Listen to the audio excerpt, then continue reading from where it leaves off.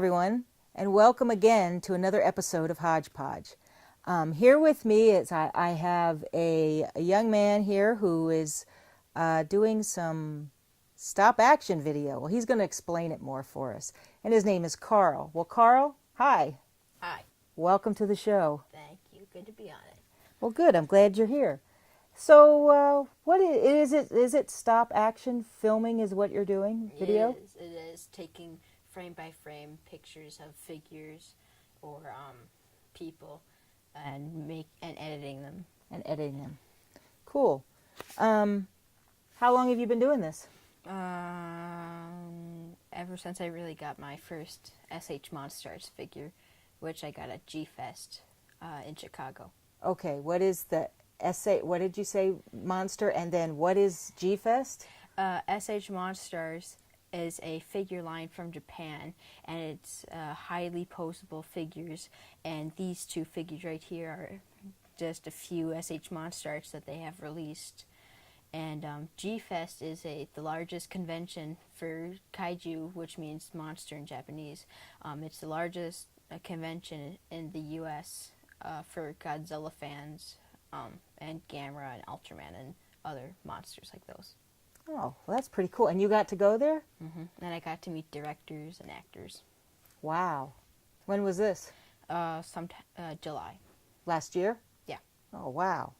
That sounds like a lot of fun. What made you decide to do this? Well, since I had been watching the Godzilla films for many years, I wanted to make my own Godzilla films, but since I can't direct with pseudomation or CGI, I decided to do figure stop action. So that's kind of where I... And what is pseudii, and what else did you say? Pseudomation or tokusatsu is the acting of a man inside of a rubber suit, and CGI is computer animation. Which do you like better? Pseudomation. You like somebody be acting in a suit? In a suit. Why is that? More realistic. You think it's more realistic? And campy. And more campy then. Yeah. Yeah. Okay. What influenced your subject choice? Well, my first stop motion was with Legos and with Ninjago sets, but that really didn't work out for me because they only have a limited range of movement, and so when I got my first SH Monstars, the figure was more posable, so I could make more fluid movements with the figure. Oh. And how did you come to pick that Godzilla? It was the first Godzilla SH Monstars in the line, and it was fairly decently priced, so I bought it, and I liked it. But why Godzilla? Why not like Gamera, or who's the other one? What's the one that looks like the peanut, the flying peanut? Oh, isn't that Gamera? Gamera. Yeah. You know, what made you pick Godzilla over Gamera or Mothra? Because I know Mothra's a big one too. Well, SH Monstars Gamera was released too, a few months before that, and they had a huge stock of SH Monstars Gamera, but I like Godzilla over Gamera, and since the figure that I got, the Godzilla that I got had a blue atomic breath effect, and no other Godzilla had a blue atomic breath effect, I decided to get that one. And plus, it's a pretty good figure. Is it? Mm-hmm. It's kind of cool. Blue breath. Now, do you just focus on Godzilla, or do you use other characters? I have many other figures like Gamera and other figures or other monsters from his universe like Gauss. He's actually the only one I have. But there's also other monsters from the Godzilla franchise. Okay. So it's mostly Godzilla. Okay, so now when you're doing your videos, do you have any plans for Godzilla to evolve as a character? Um, in your stories? I'm hopefully I want to get a series or like a series started with actual people. Now I'm just practicing with just walking or special effects. But once I get better at those two, I'm gonna start putting Lego figures in them and making buildings and diorama scenes. Cool. Okay. Well, what's your favorite part of filming? Um, Putting in the special effects and sound effects. What's your least favorite? Having to retake photos over and over again. I know the feeling. I'm always retaking. We get rid of those parts of the film. Okay. How long are your videos usually? Um, Depending on how many frames per second, if it's maybe 2 frames per second, usually a minute or more. But if it's like 10, it's usually only 20 seconds. Close to 20 Okay. seconds. So what determines how many frames you're going to have per second? Well, the more frames per second, the more fluid the movement, the more realistic it is. The less frames per second, it looks very choppy. I think the ice maker is making ice. That's its job. That's his job. Okay. Maybe it's making ice for your next futuristic episode with Godzilla, and he has to like fight the abominable snowman or go through the ice monster. Is there a Japanese monster that is deals with ice? Well, in the Japanese movie, or the Toho movie, King Kong Escapes, they have King Kong and his robotic clone, Mechani Kong, fight in the Arctic. Oh, okay. Well, so you're just setting up for a scene from that. Yeah. The ice is getting ready. Okay. And how long does it take you to shoot? Let's say a 20-second video. How many movements, or, well, I guess you kind of explained that. How long does it take you? I mean, because you have to do shot by shot by shot. Is that correct? Yeah. Usually, depending. Do you mean like without special effects and sound effects, or? Yeah, without that, because that's part in your editing. Yeah. I mean, when you have to take each shot, so to get like a 20-second video, would it take you like an hour? For a 20-second video, it take close to an hour. If I'm really speeding the process, maybe 45 minutes. But if I wanted to do walking, just one step could take close to 3 minutes with all the pictures I have to take. And posing, stopping and Yeah. posing and then coming back. Okay. Do you need a special camera, or do you have special equipment to accomplish that? I usually just use an iPad that I get from the school, and there's an app on there called Lego Movie Maker, and that's a stop motion app. And sometimes I use the camera that my mom got, and it's high tech, and it can zoom and zoom out, and it's really good for stop motion, but it can't edit. Right. So you can edit everything on your iPad. Yeah. Okay. And what kind of editing program is it that you use on that iPad, on the iPad?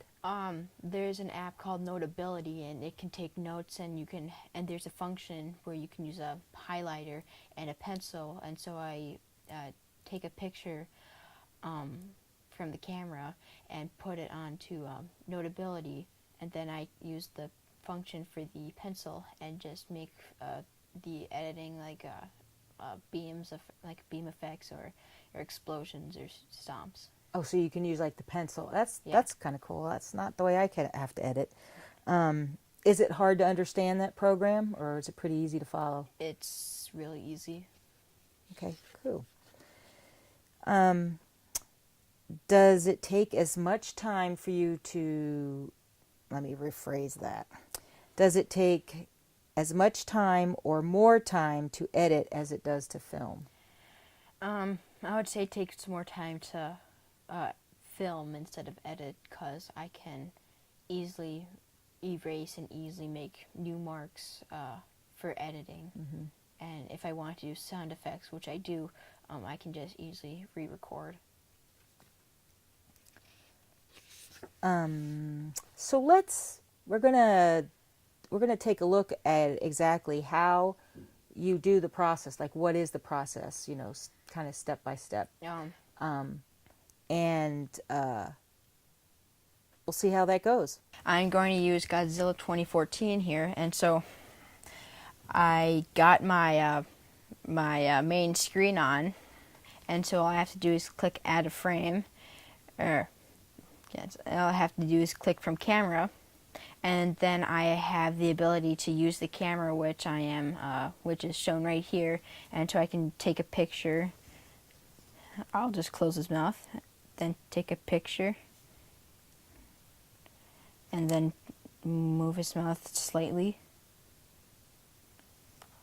ever so slightly, because then the more pictures you take per second, the better it'll look, more realistic. So it's a smoother transition of movement. It is. So then I'll move him forward a little. And so the more pictures it'll take, obviously the more time it'll be, but the ultimate reward is having a good film. So for beginners like I was or am, I used less frames per second. And so I got my roar.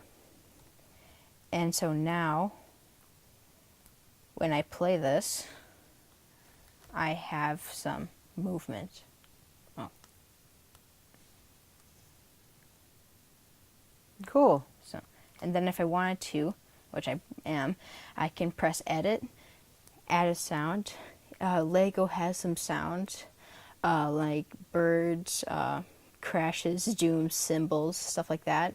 But I've made my own sounds, and so I'm going to click this one, click done. And so when I start from here,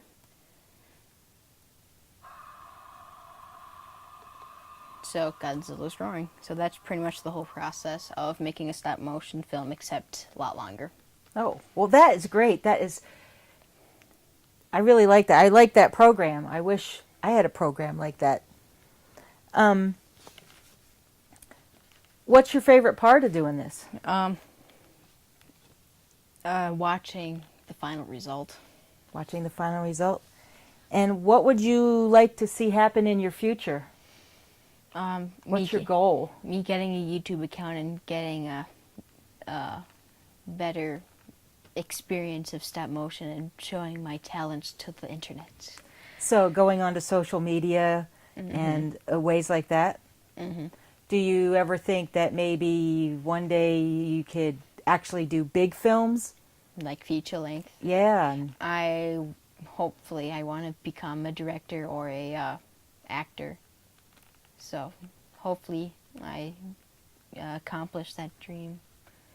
Well, I think you've got a good start. So the process is, again, so on the app, it has this menu on the top here, and I'm going to click Add Frame, and so you can click from Camera, Camera Roll, and Lego Library. So I'm going to click from Camera, and so then it shows the camera, as you can see my hand here. And so I'm going to take a picture, and I'm just going to move. So I'm going to do his mouth, and so I'm just going to open his. Actually, I'm just going to take a picture with his mouth closed. Then move his mouth slightly.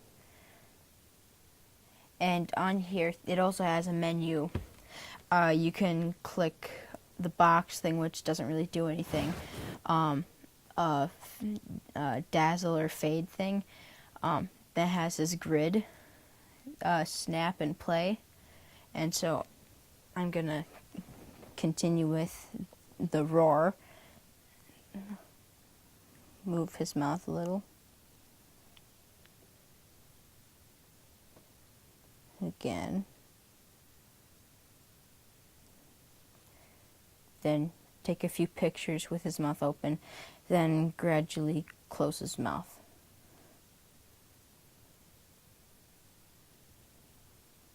again. So then, now that I've taken my sequence of pictures, I can click done. And so now I have this whole new roar. And so now from here, his head's not in, but I can click edit, add sound, and then click my sounds, and right here, let's see, that's extend. Okay, so there's the roar I want to select. Click done, and so now the roar is in the film, or in the picture.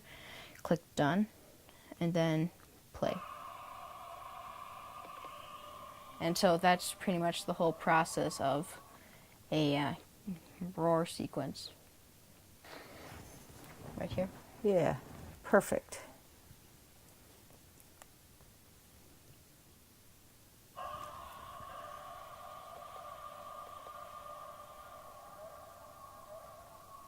Well, Karl, I want to thank you for taking the time out of your day and showing us what you do. This is great, and I think you have a great future in it.